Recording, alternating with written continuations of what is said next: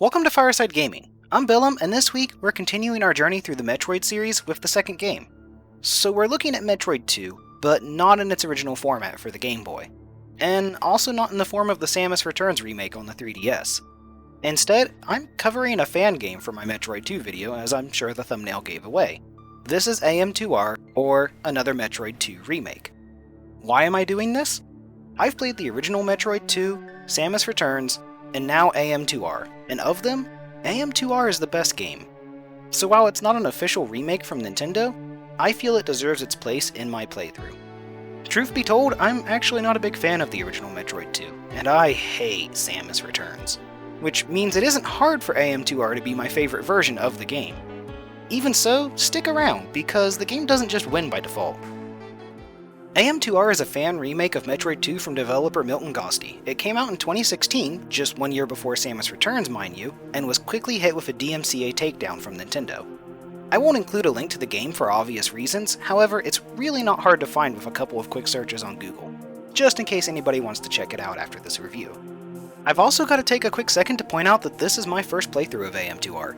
I went into it expecting a decent rehash of Metroid 2, however, I was blown away by what this game offers. Let's start with the gameplay. The best thing about AM2R right out of the gate is the feel of the controls. It shares an incredibly similar feel to Zero Mission, with Samus's weight and movement in mind. Which is to say that Samus doesn't feel quite as heavy as she does in Super, but also isn't near as light as she is in Fusion. It's a nice balance in between. Also, the controls match up well with the other 2D Metroid games, but also include some quality of life changes. That includes the ability to press a single button to enter Morph Ball mode. I love this, as it's a great carryover from the Prime series and will be missed when I play other 2D Metroid games. It's also great to see the return of the Shine Spark, which is easily my favorite ability that Samus has. Part of that is just because of how cool it is to slam into enemies and such with a supercharged shoulder ram. The other reason is that I'm a big Getter Robo fan, and the Shine Spark is a reference to it. Seriously, go read Getter Robo. Of course, we can't talk about a Metroid game without discussing its progression and exploration. In the case of AM2R, it's very much a combination of Super Metroid and Fusion. The progression itself is fairly linear, with the game offering a good bit of guidance to players. However, there is still plenty of exploration and backtracking for players to take part in. It's about the same as the original Metroid 2 in that regard, but it's more fleshed out here. In addition to that, the game has some dang clever puzzles that veteran Metroid players are sure to appreciate. That includes some that are downright crazy with how much chain shine sparking has to be done to reach the end. It really will test the player's minds and reflexes in a way that Metroid games don't, and I'm all about it. It's also worth noting that AM2R adds in some extra bosses compared to the original Metroid 2. Honestly, that's a welcome change, as you can only kill so many Metroids before it starts to get a little old. These new bosses are, frankly speaking, some of the best in the series. While I've often heard that AM2R is much more challenging than other 2D Metroid games, I don't necessarily think that's the case. I mostly hear about these new bosses whenever people talk about that, but I've got to say that they really aren't that bad. Sure, they're more challenging than the Metroids, excluding the final one, but the difficulty doesn't overshadow fights in Super Metroid or Fusion, and they are fair to the player. I also really dig this extra boss that's an alien reference. It's a good callback to the origins of the Metroid series, and doesn't come across as out of place. Actually, that's the best way to describe all of the extra content in AM2R. It's not out of place. Instead, it's all natural additions that I would expect from an official remake of the game. I'll even take that one step further and say the additional content in AM2R is better than what gets added in Samus Returns. Each of the bonus bosses are better than that dumb mining golem in Samus Returns, and it doesn't throw Ridley at the player for a surprise boss fight at the end of the game, which is a huge plus for me because that felt so out of place in Samus Returns that it angered me. So I've been dropping hints here and there about the story of AM2R, but let's really dive into it now. I guess I'll give a spoiler warning, but Metroid 2 isn't known for having much in the way of plot. What players need to know is that the Galactic Federation sent a research crew to SR-388 to look for Metroids following Samus' battle against them in Mother Brain in the first game. Unfortunately, that research crew never reported back, so the Federation sent a recovery team of elite soldiers, which also wasn't heard from after touching down. To put it in simple terms, it all went to crap, and the Federation decided that the next logical step was for Samus to wipe out all of the Metroids on SR-388. This has the player taking on the role of Samus as she completely eradicates Metroids from the face of the planet. Well, almost. She does save one baby Metroid at the end of the game, which we'll see again when I get around to Super Metroid. AM2R expands on this with some extra stuff, such as finding the research camp as well as the missing Federation ship.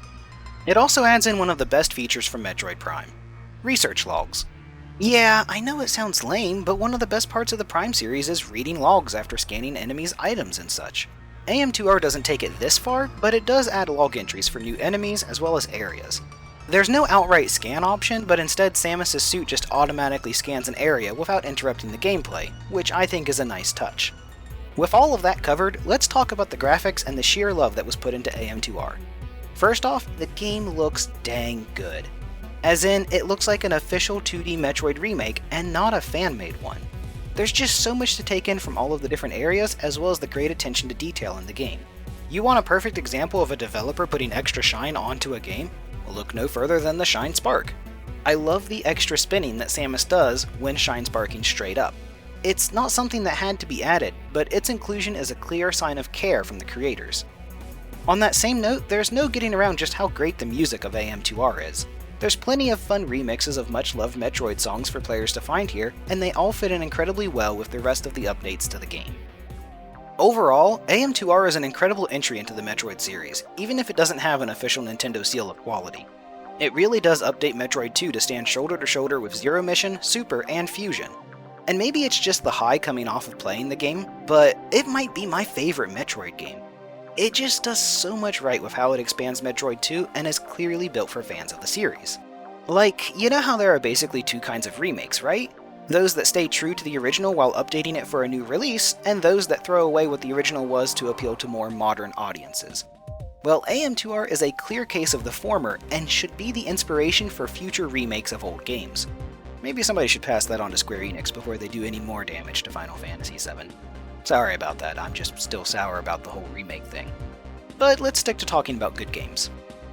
My final suggestion is to play AM2R. Don't skip out on it just because it's made by fans. Doing so is a real disservice to it and robs you of one of the best Metroid experiences there is. Also, just a quick note, I won't be speeding through all of these in time for Metroid Dread's release. Even so, I plan to stick with the series through Fusion. I've considered reviewing Dread as well, but it likely wouldn't be until a good bit after its release, so I'm kinda unsure about that. Maybe let me know in the comments if that sounds like something you'd like me to do. And with that said, thank you for watching, and feel free to like, comment, or subscribe if you enjoy what I'm doing here. Also, you can hit me up on Twitter at Billum256 if you want to connect with me there.